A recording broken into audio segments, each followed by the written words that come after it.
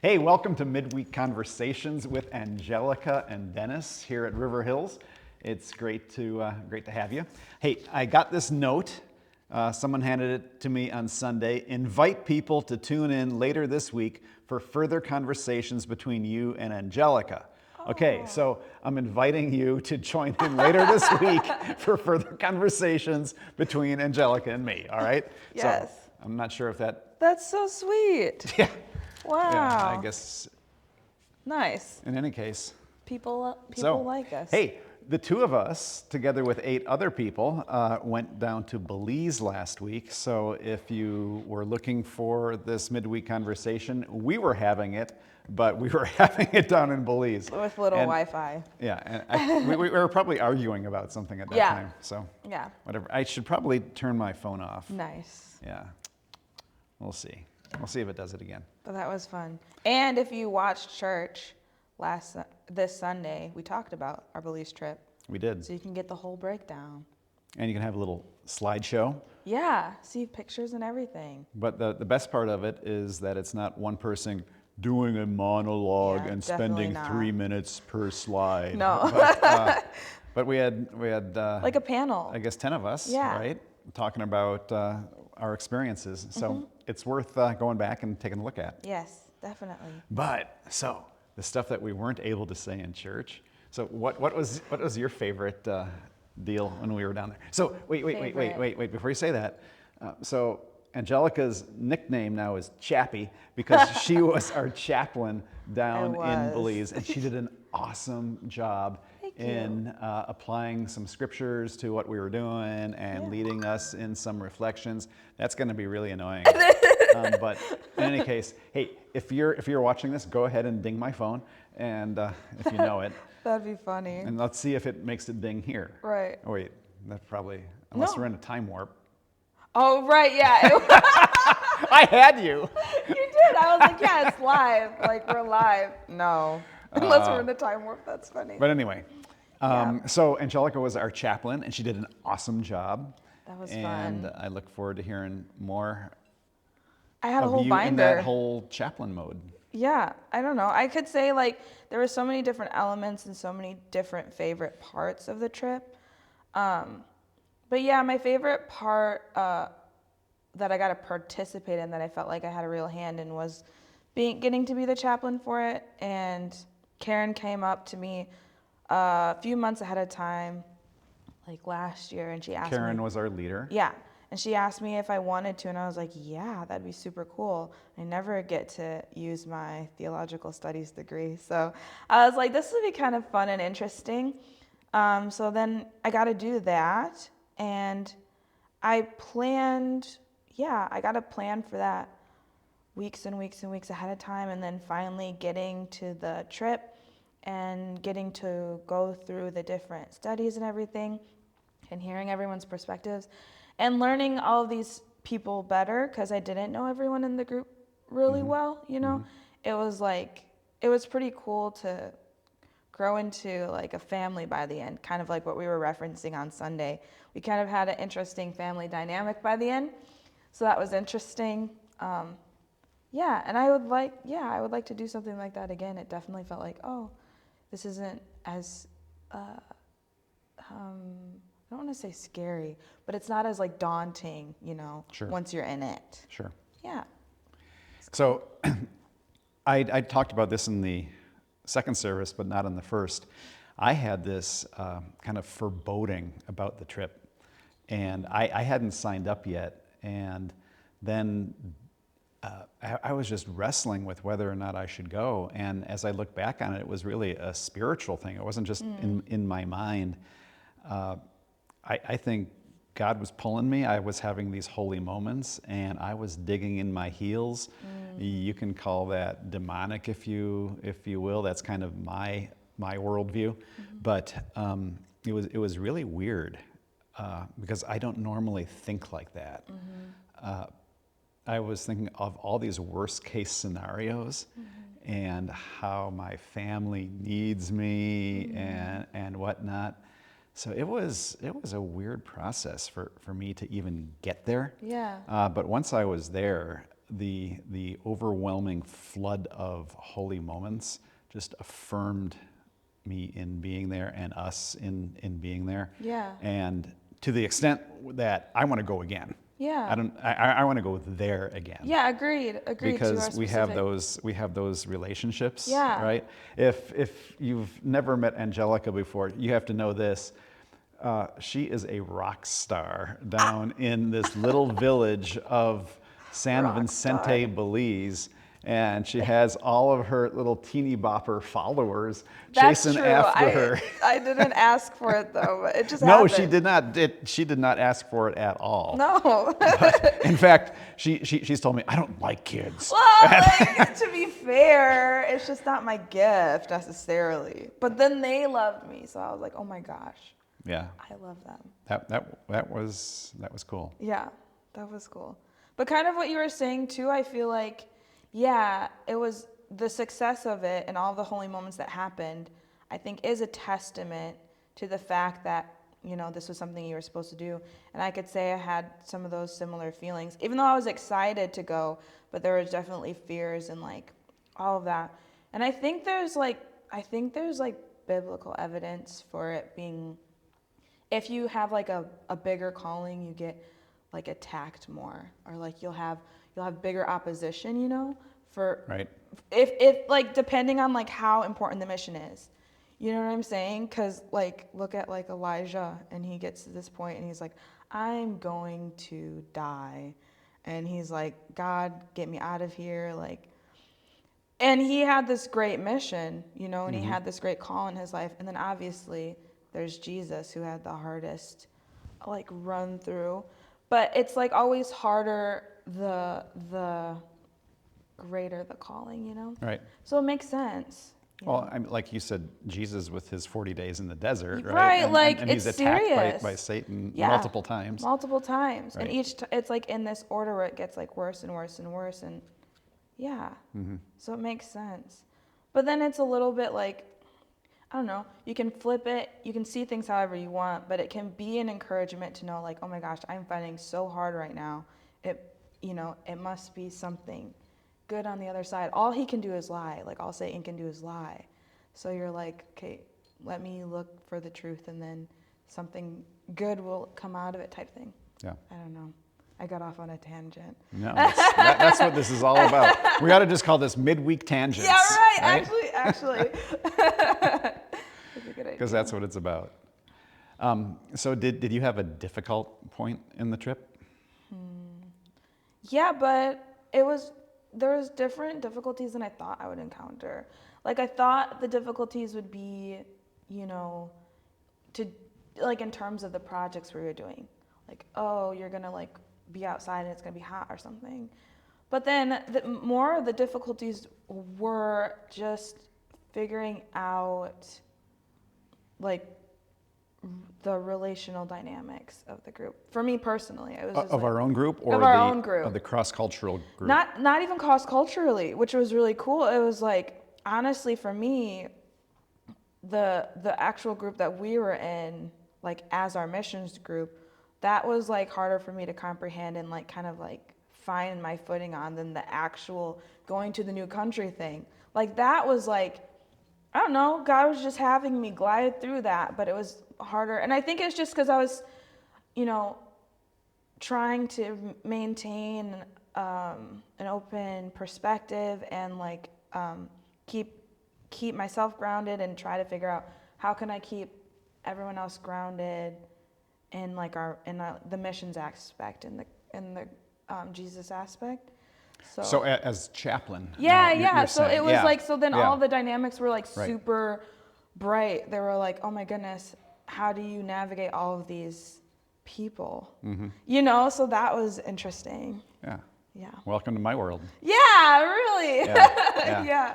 Yeah. That's what I love about ministry, though, because there's never 2 days that are the same, right? And you're always dealing with, okay, how can I help that individual Yeah. take that next step? And that next step is going to be miles away from what that next step is for somebody else, you know? And that's why we're not into a whole lot of programs here, because programs are very linear and you expect people to be taking the same step at the same time. Right. And we're just not wired that way. And Right. particularly adults. It works well with children, I think, Right. because developmentally they're at similar stages Right. and they're closer together. But adults can be I mean, look at me. I'm like a little child, right? Well, I wasn't going to say anything, but. But I mean, developmentally, we're so different. Yeah. And so, yeah, that job is tough. I thought true. that you were going to go toward the whole patriarchal culture, because you have to understand that down there, we were basically told that the women shouldn't be up working with the men. At least that's the way I interpreted it. Is that the way you heard it? Yeah, like well, I think a little bit was just like, it didn't. I was more bothered with the fact that I just didn't know ahead of time, not with the fact that happened. Because I understood and I was like, it's probably because, they don't want us to get hurt, or they don't want us to like hear things that they would think were like obscene. So it was just like boy talk. Yeah, right. I was like, I Locker respect room it. talk. Yeah. I was like, whatever. I didn't feel, it wasn't like personal to me. It would have been anybody, any woman who went up there. But I was just more upset that it was like, how did we not know this coming in? Like, I felt like I went in like with the idea that nothing, like, I wish I could have known ahead of time. It feels better to go into a place knowing ahead of time you can expect this or expect this. Right. Because I don't mind once I get there. It's just like hard. You're just sitting there taking it all in at once then, as opposed to like having planned for it. So the new handbook, not that we had, I mean, we had notes, but we need a paragraph that says, you need to be aware that this is a patriarchal culture. Yeah. And one of the things that the women ended up doing was working down at the school, kind of on a spontaneous basis. But I heard from them that young girls at the age of 12 were kind of marginalized. And to me, that was like, what? Because at that age, I was really encouraging my girls. Well, first, I'm married to a strong woman, and I have two. Shout out to Debbie. I have two daughters, both of whom are strong women, and I like hanging out with strong women because I just think that's where we need to be going. I think that's what Jesus was about. I think that's what the New Testament is about. In Christ, there is no male or female, and we need to be advancing that as a church. So to go back 100 years or more into a culture where women are marginalized at age 12, and climbing trees at age 11, just like the boys, and age 12 told they can't do that anymore. Drop-off. Yeah. It's like, wait, what? Yeah, but to be fair, it's different. It's different than the patriarchy of our past in the West still, that I think I observed, because like when I saw, like, they're just, I think the worldview is just like, you have different worlds that you exist in, and it's not that like the women are weaker or that the women are like not as smart or as intelligent. They just, what I'm observing, and I could be wrong, they have like their area of expertise, and then the men have their area of expertise, and they just didn't see any reason for it to cross over. They're like, well, you'll be more effective here than here. Whereas in our culture, we're just like, I should be allowed to be anywhere, how effective I am or not type thing.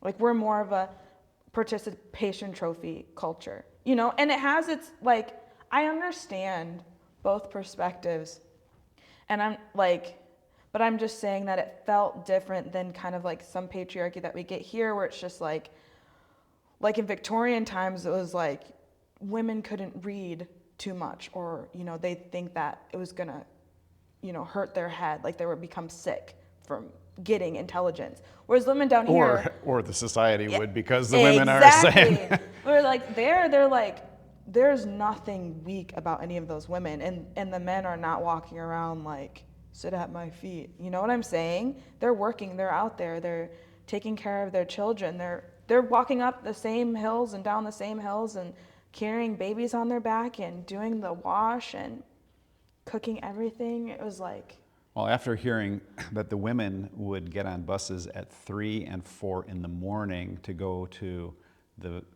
go to town to sell their wares that they've created, right. I think it's all about the men just wanting to sleep in. You might be onto something here. Because I know you're not out in the fields at 3 a.m. No, you're not. And there isn't a strong dairy culture there, so they're not in the milking barn either at 3 a.m. Right. But anyway. That's funny. I have no idea where it comes from, but it was interesting to observe. Well, to at least hear you report about it. I didn't see this myself, but just can't take it personally. yeah. But. Yeah, and I mean, I used the term "smash the patriarchy," and someone pulled me aside and said, "I think you need to cool it on the whole smash the patriarchy thing while you're down here." And I'm like, "Oh, that's a challenge. How can I gently start introducing ideas along that line?" Yeah. And so it's like, Angelica, come speak into this issue for us. Yeah. But when we did go up, also they didn't like. It wasn't like you were stopped or anything. Like they wouldn't stop you. So they weren't like it wasn't like this like violent like get out of here, you can't be here. It was just like But you do have to know that Angelica was kind of our photojournalist on this thing too. And there was a little bit of snideness. Now there was a general snideness toward us being called gringos, and we showed up late every day, at least by their standards, which I think it wasn't our fault. Was interesting. But when they referred to Angelica, it was click, click, click, click, click. Now I didn't hear any clicking going on with her phone, but they must have had some old cameras that used to click. But that was you. If they said click, click, click, click, that was I believe it was always talking about you. I mean, it's honorable, I guess. It's better than gringo, I guess. Yeah. And Jacob got the new name of Soldier. Yeah, that which, was cool. You know, he broke through some cultural and societal barriers and became expanded their views too. Yeah. Like you don't know who we are also, like on the same. Yeah. Cool. And you know, it was cool because we were able to when we were chatting with the guys as best we could, it came out that Jacob had been blown up twice in Iraq on 2 different tours of duty. And all of a sudden the guys were just like, Iraq. And boom, you know, and just making all these gestures, and he got immediate respect. And I think it was just great to see that kind of respect being paid cross-culturally. Right. And it took his relationships to a whole new level, and I'm pretty sure he wants to go back now too. Yeah, for sure. We need to go back. It's a different deal. Sunday. Now, we haven't really talked about any of the other Sundays, but I just want to do a shout out. Sandler did a great job week 1, and Scott did a great job week 2, and we had a new worship leader with Amber leading worship that first week we were gone. So it was great to see all of that happening, and great to come back to a church that seemed to be, you know, operating on all cylinders. Yeah. You know, they didn't chase everybody away apparently, No. but that was fantastic. So Definitely. yeah.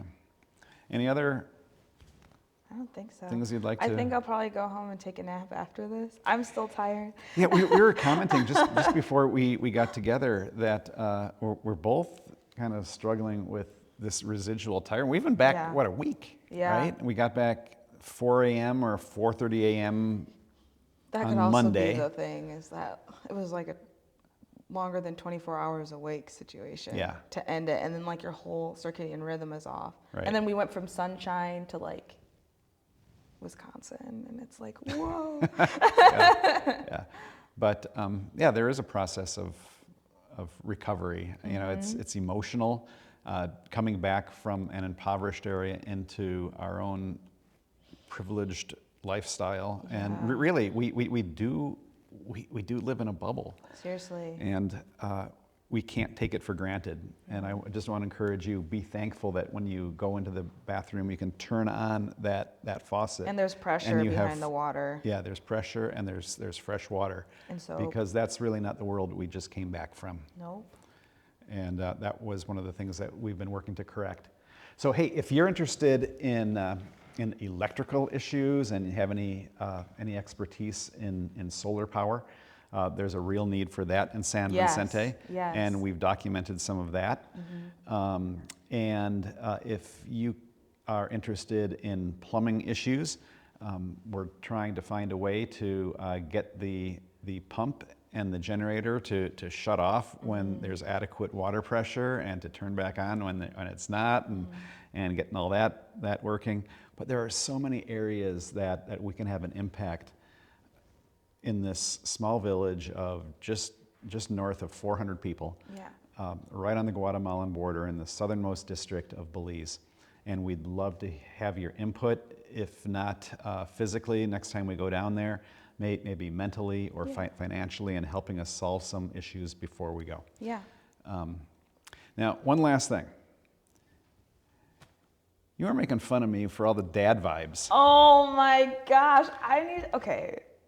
But I can make a collage and explain what I mean, because you were totally on your dad vibes the whole entire trip. He was in the airport with his phone up, shirt tucked in, socks with sandals, talking all loud. Hey, I'm over here. And I was just like, okay, go ahead and put that picture on, and you can vote. Is this a dad vibe, or is this just cool pastor vibe?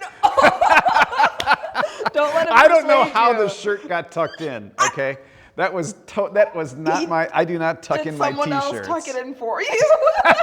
Oh, that's weird. Yeah, like how did it get tucked in? No, there's so much photo evidence for it. It's good though. It's good to have a dad vibe. You were rocking it. Some people can't rock it, but you rocked it. She's trying to make up. Hey, this has been great. And if you like this, why don't you leave a little comment and tell us that you like us doing this midweek conversation thing. I mean, how can you not like that laugh, right? But we just really appreciate the opportunity to kind of debrief together and to share this time with you. So, send us a message. Tell us if you like it or not, and how we can improve. But in the meantime, this has been Midweek Conversation at River Hills. And it's great to see you. Thanks. Bye. Bye-bye.